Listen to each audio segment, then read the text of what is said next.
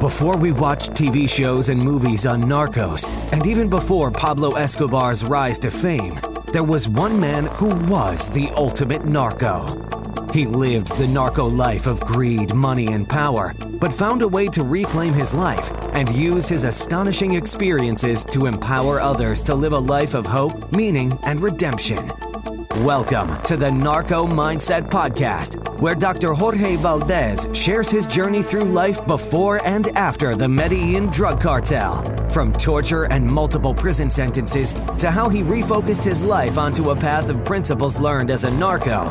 It's time to share that raw truth with you, right here on the Narco Mindset Podcast, with your host, Dr. Jorge Valdes. Today on the Narco Mindset Podcast, what we need to figure out is, what can we do to make whatever someone is criticizing better? How much money are you spending to rebuild the community you left? And we gotta work hard to become more civil. What really I want for my daughter above all is that her husband is a decent human being. But if I try to conduct my life where I don't try to attack anybody personally, and I can just debate the issues. The greatest movements in history have not been done by thousands and thousands of people, but have been done by one person who believed that he or she could make a difference in the world. Welcome to the Narco Mindset Podcast. My name is Dr. Jorge Valdes. I am your host today. Recently I saw a very interesting dialogue, and I want to title this podcast, What is Ugly About America Today? An author, a blogger, a podcaster, and a LinkedIn influencer wrote an op-ed for LinkedIn saying that New York City is dead. His name is James Altucher. And it's very interesting because he did a very detailed expose of why he felt New York City was dead. I mean, he broke it down very methodically. He gave charts. And, the guy loves New York, as many of us did. But when he wrote, he said, and I'll quote, "I love New York City. When I first moved to New York City, it was a dream come true. Every corner was like a theater production happening right in front of me. So much personality, so much stories. Every subculture I love was in New York City. I could play chess all day and night. I could go to comedy clubs. I could start any type of business. I could meet people. I had family, friends, opportunity. No matter what happened to me, New York City was a net I could fall back to and bounce back to. New York City has experienced worse," he writes. "Now it's completely dead. But New York City has seen worse. New York City always bounces back. No, not this time. Now it's completely dead." People respond, "But New York City always bounces back." "No, not this time," he responds. "But New York City is the center of the financial universe. Opportunities will flourish here again. Not this time. New York has experienced worse. Not this time." So he goes on and he methodically says the reasons that why New York City will never come back. Three of the most important reasons is business opportunities, culture, food. He talks about how all these Manhattan buildings are just emptying out. The Time Life skyscraper is 90% empty. Businesses realize that they don't need their employees at the office. In fact, they realize they are even more productive without everyone back at the office. It continues to go down how, most of the people are leaving and how real estate has just dropped terribly from 30 to 50%. And what made him end up going to Miami for a while was he saw in his video cameras how rioters were trying to break into his building. I looked at his wife and said, we love New York City, but what's important? What's more important, New York City or our children? And he decided to make the move to leave for Miami. Altucher's article is very detailed. At the end, he concludes that bandwidth is probably the main reason why New York will never come back. People can work remotely now. It is a fact that many buildings are closing down. The occupancy is way low. Landlords have to pay taxes. Landlords have to pay mortgages. But then the state of New York goes ahead and tells people they don't have to pay rent. So at the end, somebody's going to go bankrupt. Another thing is the state is not raising the taxes that it needs to. New York is literally bankrupt. New York is an enormous debt. So when New York goes bankrupt, or when New York continues to have less and less income coming in, what's going to happen to those services that people so desperately need? Emergency services, garbage, all the different services that are needed. But what I really want to talk about mostly with this article is not the fact whether New York City is dead or not. That's up to Mr. Altucher to decide. or up to the people in New York City to decide. But what's important about the article is what Jerry Seinfeld did. Seinfeld went ahead and he responded to the article. And I'll just quote a couple of the things that he said. You say New York City will not bounce back this time. Seinfeld writes in the New York Times opinion column. You say New York City will not bounce back this time. You will not bounce back. In your innovative, pastel-filled new life in Florida, I hope you have a long, healthy run down there. I can't think of a more fitting retribution for your fine article. The stupid virus will go away eventually the same way you have. And he continues with his personal attacks. I mean, to the point that he says, you found a place in Florida, fine. We know the sharp focus and relentless, resilient, creative spirit that Florida is all about. Starts demeaning Florida, a place where he has a home, a place where I have seen him at the Winter Equestrian Festival in Wellington, because his daughter rides horses. He says, you think Rome is going away too? London, Tokyo, the East Village? They're not. They changed. They reformed because greatness is rare. The true greatness that is New York City. Oh, and about Manhattan venue, I have been on stage at your comedy club, Stand Up New York, quite a few times, Seinfeld writes. It could use a little sprucing up if you didn't mind my saying. I won't worry about it. You can do it from Miami. So the attacks are completely all personal. And the interesting thing, he doesn't present any facts, but he just presents a lot of feelings about what he loves. And I understand that. People love a place and they defend it. But the interesting thing is that he doesn't attack any of Altucher's points with facts. He simply attacks him with, putting the guys down and calling them stupid and thanking them for leaving and all kinds of horrible, horrible stuff. And that's the world that we live in today.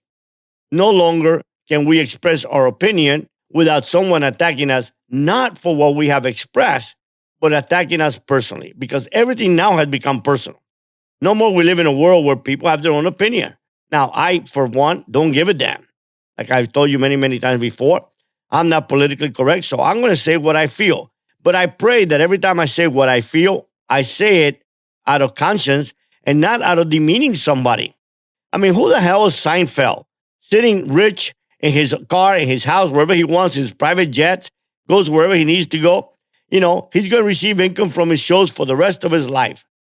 Of course, he can demean whoever the hell he wants to demean, but at the end of the day, he has no moral authority to do that. What is he doing to revive New York City? That's the question. See, when we put somebody down for expressing their opinion, what we need to figure out is what can we do to make whatever someone is criticizing better? So if someone is talking about how bad situation is in our communities today, like we see across our nation, my question becomes, what are you doing to make that community better? As I see many, many athletes, taking a stand today for Black Lives Matter movement. And I share the same sentiment that they do. I think that demeaning people, not giving an opportunity to people is horrific. I get it. I know that my African-American brothers have gone through hell, their history. I mean, I think that one thing the people need to fight is to let kids learn in school about the plight of the African-American community in America. But the interesting thing is I asked all these athletes, yeah, it's good to put on a T-shirt. It's good to say Black Lives Matter. It's good to say all this stuff. What the hell are you doing to make a Black life better? I feel for prisoners. So what am I doing? Well, we sent, as of now, almost 30,000 books. Each book is read by 10 inmates. For a moment, for an hour, 2 hours, 3 hours, 6 hours, however long it takes them to read that book, they will leave their space and they will go and think about how somebody else in their same situation was able to find hope and find redemption. So when we think about attacking people, we need to stop this ugliness. I mean, my God, it is no more about sharing a personal feeling in a responsible and elevating way. It's just about putting people down. That's what this world has become to. If someone doesn't share our opinion, we want to destroy them. And we don't want to destroy the opinion. We want to destroy the individual. And that sucks. And until we rise up and say enough, we're not going to put up with this shit. It's going to get worse and worse and worse. Listen, I understand that Black Lives Matter. But let me ask you this. How much money are you spending to rebuild the community you left? Because you know what is sad? Most of us that make it out of the ghetto and I made it out of the ghetto, the first thing we do is we move into the white communities that we have gone ahead and put down forever. But the worst part is we don't ever look back, you know? So I see guys like LeBron James who built that school. So whenever he says something, I respect it because he's done something. Now, people have criticized me and said, well, he got money from other people. I don't give a damn who he got the money from. Created a school for at-risk kids who are having an opportunity, who will survive and who will have a chance to go to school and to get an education, go to college and better their situation. But if we don't do anything about these communities, they're destroyed. So it doesn't matter if you make every white person in the world like you. What the hell does that mean if we're all going to be in jail? So again, when we talk about sharing a different opinion with someone, why does it always have to be personal? We need to dig deep within us and find out what triggers this inside of us that all of a sudden we feel that we have a license not to defer and not to have dialogue, but to put down and destroy. If we don't agree with somebody, we don't sit down and have a dialogue. The art of dialogue, the art of exchanging ideas and learning has completely been destroyed. It doesn't exist anymore. Now it's all about debate. It's all about hatefulness. And it's all about ugliness. And it's all about how, if I don't like your opinion, what can I do to really destroy you? So as I look at Seinfeld, the way he responded to Altucher, if I was James, I'd be happy because I triggered something in him that he could not debate. All he could say is he loves New York and New York will come back. Well, tell me how. James lays out a lot of different points. Mainly one of the things he says is, listen, there's bandwidth now. And what that means is that before, people could not leave because they had to work in the city. But now, all of the building, the Time Life building is 96% empty. So if all these buildings are empty and people can work remotely, why would they want to come back? Why would they want to pay 16.6%? Listen, I love New York City. God knows. My wife and I would go at least 3 times a year because we love the theater. I grew up, I went to high school in Jersey City. I remember being a little boy, getting on the subway with my brother and going to Yankee Stadium to watch the Yankees play. There is something magical about New York City. There is no other city like New York City. People hate it, but they still love it. And it's different. But James lays it out why he believes that it might not come back. I don't know if it will come back or not. I seem to agree with a lot of the points that James puts down. I mean, if there is no revenue, if the offices are empty, if people are leaving permanently, I mean, you look right now and you see all these high-end stores boarded up. It looks like, I don't know, someone driving through Afghanistan. And it's horrible. Now, will that be temporarily? Perhaps.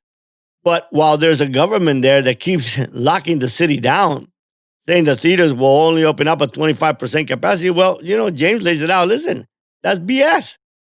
Theaters cannot survive at 25% capacity.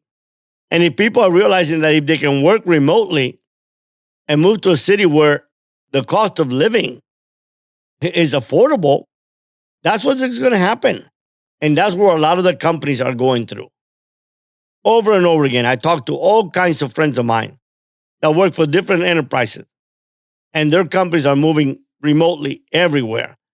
Many have not come back. I talked the other day to a very dear friend of mine who owns a big marketing agency in Atlanta. He hasn't been back to the office since March. And it was challenging, but you know what? We are resilient and we adapt and we change. And he's making it work, as many will make it work. But the ugliness about Jerry is that it's all personal. I mean, he calls the guy an idiot. He tells him to stay in Florida. He insults Florida. But nowhere does he say any of the points that Altucher has said are valid. And they are valid. It is true. You don't have to be a genius to see it. So why must we resort to this type of behavior? Why would we even accept a Seinfeld who sits up rich and mighty, probably done nothing for any human being? I don't hear about him doing any social work, trying to help anybody. Yeah, I've seen him. My daughter was going to buy a pony one time when she started riding, and I thought, $25,000 was a lot of money for a horse, for a lease, not even to buy. And they laughed at us because they were going to show it to Seinfeld, who was going to pay $75,000 because he was Seinfeld.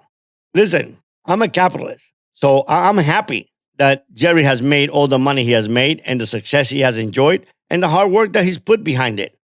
But the truth of the matter is that doesn't give him a right to destroy another human being, and especially when it's all personal. So my question to people when this happens is, what triggers in you? What is deep down inside of you that makes you God Almighty and think that you're better than anybody else and you can just go ahead and attack people?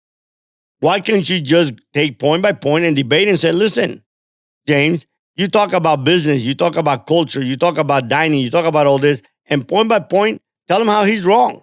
But no, he can't. So because he cannot, because those are facts that he cannot debate, he'll just become ugly and attack.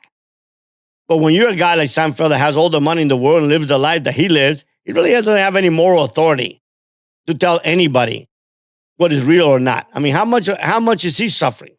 I mean, he's probably in the Hamptons. I'm sure he's got a big old mansion there. Or in his house in Florida. I'm sure he's saying they're going to leave New York City. But my question, how long does he spend in New York City? We need to come back and we need to go back to an era where we could have debate.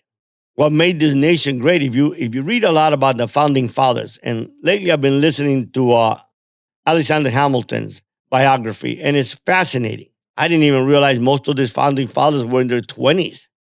Unbelievable principle. And they had dialogue. And they had differences that were enormous. And they had serious dislike, some for one another. I mean, one of the big differences that it was really amazing is Alexander Hamilton was very, very anti-slavery. George Washington, our main founding father, owned 200 slaves.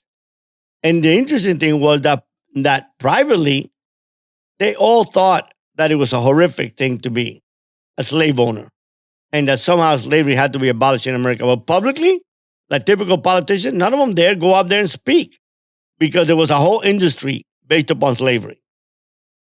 So there was differences back then. There has been differences throughout all of history. But what I've noticed now is that we have gotten to a point that is no more where I can express my differences and you can debate me or you can have a contrary opinion to what I believe and it'll be fine. At the end of the day, we both present what we believe and it's up to whoever reads or hears us, go ahead and make their own decision. But it's not like that anymore. Same as our political parties. It's no more about what is the greater good for America. Is that if the Republicans stand for something, Democrats hate it. And if the Democrats stand for something, Republicans hate it. So there's no more empathy. I cannot look at a guy like Joe Biden. If I'm a Republican, I cannot look at a guy like Joe Biden and say he's a decent man. No, I have to attack him personally and call him pervert, sleepy, creepy. Come on. You know what? My mother would have whooped my ass when I was a young kid if I talked like that about anybody. But yet, we applaud. We applaud when our president talks like that about him. And the same thing goes in the other way. I mean, look, both parties are just as guilty. But how can we get to that point in life? And is there any hope? You know, is New York City dead? My question is America dead? I don't think so. I think America is the greatest country that ever was. And I do believe that America will change. And I have a lot of faith in this generation coming up that people believe are lost. Talk to young people. Yeah, they're immersed in the internet. They're immersed in YouTube. Social media has become unbelievable weapon for them. But the truth is, a lot of them are very deep. And a lot of them have a very social conscience that they believe they can change the world. But if all they see is the ugliness of their parents or the ugliness of their leaders, then what are they going to be informed about? I thank God that as opposed to my generation that have very little access to information. So pretty much whatever the news said, we believed it. But now the access that's out there is immense. So nobody has to believe anything anymore. But we have a responsibility as adults to create and empower the up and coming generation, to raise our children to be decent human beings. We never think about this. We talk about who do we want for our daughter? What type of young man does a father want for his daughter? One of the things that I have always had very, very clear. I wish that young men share the same faith that I do. I wish the young men share the same values, beliefs that I do. But those are inconsequential. What really, really I want for my daughter above all is that her husband is a decent human being. And we don't ever talk about that anymore. We don't ever talk about decency. We don't ever try to teach our kids to be decent. I see friends of mine, people that call themselves Christians, and I believe that they are, say the ugliest things I have ever seen about other human beings on Facebook. That's why I get out of Facebook, because I couldn't stand it anymore. And there's this element of my life that wants to fight, whenever I see something I don't agree with. But I don't want to fall into that trap. I'm 64 years old, and like that song says, how many summers do I have left? If I'm blessed, 20. If I'm really, really blessed, 30. Truth of the matter is I am going downhill. So on my way downhill, I'm going to make sure that I do all I can to raise children that love God, love people, and are decent. That's the main thing that I ask. And are young people of integrity. I tell my son just the same way that my father taught me forever. Truth matters. Honor matters. Doesn't matter to so many anymore. I mean, how much honor does Jerry Seinfeld has attacking another human being that he probably doesn't even know? And then he goes on to attack his comedy club. Listen, everybody does the best they can with the best that they have.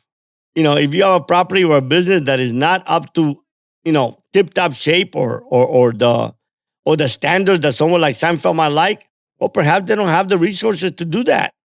But they're trying to do the best that they can to provide a product that will entertain and will be pleasing to people. But what do, Jerry?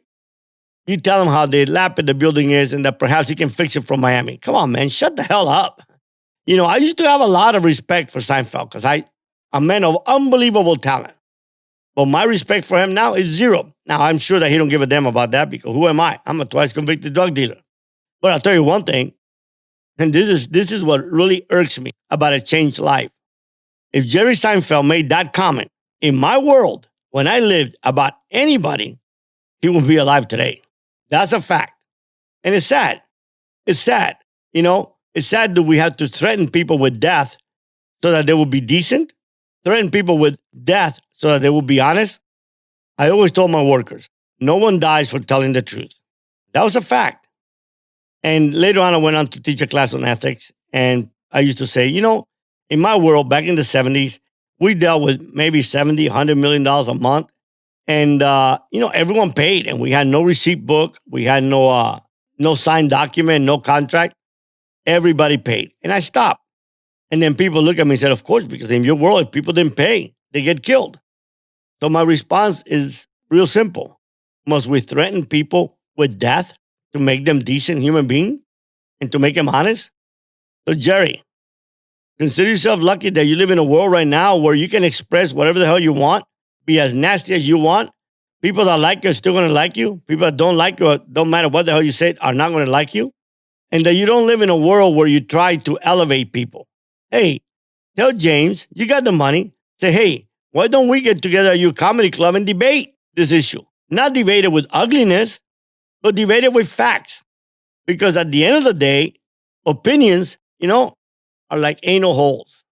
They all are different and they all stink. Truth is, facts are facts. James Altucher presented facts about how he believes New York will not come back. It's his opinion. I believe he loves New York City. I love the stuff that he writes. Very insightful, very brilliant.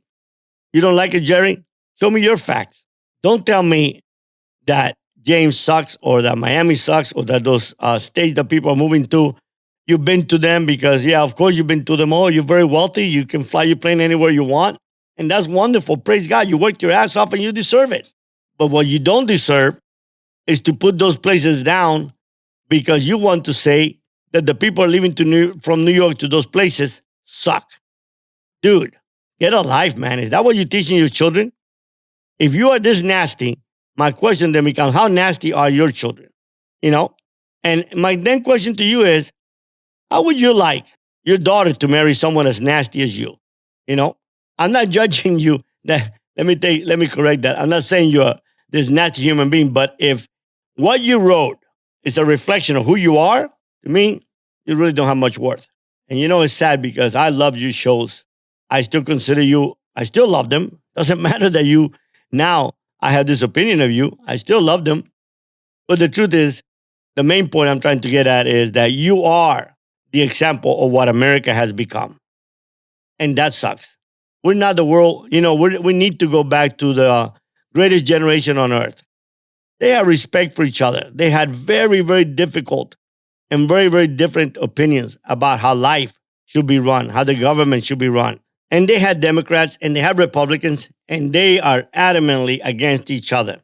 But you know what? Recently, I saw an article when Richard Nixon was campaigning against John F. Kennedy, and Richard Nixon got ill and went to the hospital. John F. Kennedy stopped the campaign. And then shortly, a couple of days after, the first person that visited Richard Nixon was Lyndon B. Johnson, who was the vice president with Kennedy campaigning against them. My God, that was decency. Their opinions, Nixon's and Kennedy, were worlds apart. Personally, I am sure they thought horrific things about each other, but they were decent human beings and showed civility. I don't worry about Seinfeld. I worry about his children and the people that listened to him, that believed that what he did was right and good for him, and will teach that to their kids. Because at the end of the day, our children will grow up to one day run this nation. They will be the next president. They will be the next judges, next doctors, next teachers. Abraham Lincoln said that the fate of humanity lies in the hands of our children. So my question is, if people like Jerry Seinfeld, who have a voice and who have a platform, is able to express this horrific insults and not be taken back and not have someone stop them and say, listen, you're wrong. You can have the opinion that you want to have, but the way that you responded to this article just shows how little you are. My dad used to say, it doesn't matter how much money a man has. Don't judge him by the money he has. Judge him by his little action. Because if you can tell how that person does something that is little, you sure will know what he will do when it's something big. Well, I don't know if this is little or big, but it was very, very demeaning. And I think that James did right in answering him back and questioning, why are you attacking me personally? That's the question today. As we look at our politicians and we are about to decide who the next president, who the next senators and congressmen are, ask ourselves, what is their behavior like? Or do we live in a world that no one gives a damn? Do we live in a world that all these Republican senators said horrific things about Donald Trump and then kissed his ass right after that? You know what? I don't believe that the things that they said should have been said, because debate policy, debate principles. Don't attack the human being on both sides of the aisle, because it's just not right. Because look, whether you believe in God or not, I just believe that we're going to be judged one day. Now, I might be wrong and full of crap, and you know what? And if I am, I've lost nothing.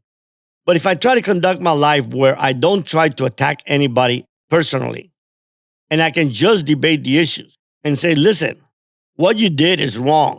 What you did is demeaning. What you did is little. And I hope that this is how I'm referring to Seinfeld. And I don't know him personally. He might be the greatest human being in the world.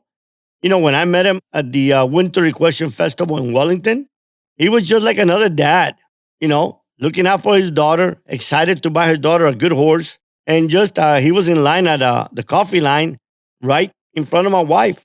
No, he wasn't pompous, or there was not a ton of people around him. He was just another guy. Maybe that's just the way that he is. And maybe this one time is really not how he is. But the truth of the matter is that when we act like this one time, that's how we're judged. We're not judged by the thousands of times we do things right. Unfortunately, we live in a world where we are judged by that one time. So we got to be very, very careful, about our words. And we got to work hard to become more civil. And it's got to start with each and every one of us. It's got to start by calling out those that are not and say, no, you know what? I will not settle for that. That's not the behavior that I believe. That's not what I want my children to hear. That's not what I want my children to read. And as sure as hell, that's not how I want my children to behave. We're going to leave this earth. I will leave this earth sooner or later. I mean, my God, I never thought I'd live past 24. But when I do leave this earth, I just hope that I did the best that I could to make it a little better, to raise children that are respectful. All my children are very successful, and people applaud that, and they wonder, how is it? Having been in prison 10 years of their life, broken homes. How come all your kids have graduate degrees and they're all very successful and they're all, above all, very decent human beings? My daughter is married to an amazing young man, a decent young man. My son is married to an amazing young lady, a decent young lady. And that's all I ask of my children when they marry someone. Just make sure they are a decent human being. Because we can work through all our other faults. But if you're not decent, it just leaves a mark that is very horrific. It leaves a legacy that we sure as hell don't want to follow. So in conclusion, I like to say, we need to work hard. We don't need to accept that this is just the world the way it is and nothing can be done. We all can make a difference. The greatest movements in history have not been done by thousands and thousands of people, but have been done by one person who believed that he or she could make a difference in the world. Gandhi, Mother Teresa, Mandela, many people like that. Martin Luther King. So let's reach out for the decency that's within us. Let's work hard on getting rid of the ugliness that pervades our life and the world that we live in. And let's work hard to make it a better world for our children and our grandchildren so that when we leave, we can at least say, hey, I did the best I could to make it a better place for them. So in closing, reach out for what is good. As you look at things that are in the social media, don't share the ugliness. Share the good. Applaud the good. Share the struggle of humanity. Share the successes of the underprivileged. Don't share those ugly posts that demean people just because you don't like a presidential candidate. It doesn't mean anything. At the end of the day, every human being was created by the same God. So let's reach out for the inner good that's within us. I believe there's good within all of us. The question becomes is, at the end of the day, what do we feed the most? The ugliness or the good? Think about that. And again, thank you so much for listening today to the Narco Mindset Podcast. If you've enjoyed this podcast, I ask you to please go to our website, www.jorgevaldesph.D. Sign on to our community. You will get a free copy of our book. We're doing a lot of great things. We're developing great products. I'm developing a coaching platform. I'm developing a platform where people can sign up every month and have questions answered. You know, I receive a lot of emails. A lot of us are struggling out there. But we're trying to do the best that we can to make this a better world. And at the end of the day, if all we do is give someone hope to go on living and someone hope and believe that they can change and that they too can become better, then we've done a great job. So share the message with your friends, and I really hope to see you back on the next Narco Mindset Podcast. We've come to the conclusion of this episode of the Narco Mindset Podcast, but your path towards hope, meaning, and redemption continues. For more information and resources to help you on your path towards finding a life built on integrity, honor, and truth, head to JorgeValdesPh.D.com and join our community.